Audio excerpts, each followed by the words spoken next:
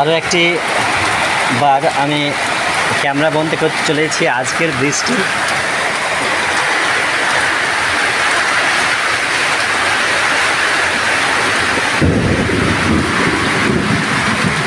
বিদ্যুৎ চমকাচ্ছে, আমি এবার নিচে যাব।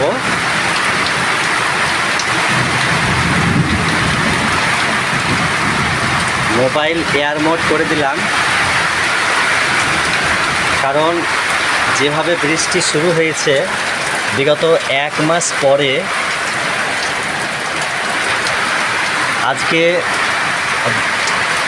এলাকাবাসীর ভীষণ স্বস্তি এবং ভীষণ কষ্টে আমরা ছিলাম। আমার সারা শরীর ঘামাচি ভরে গেছে।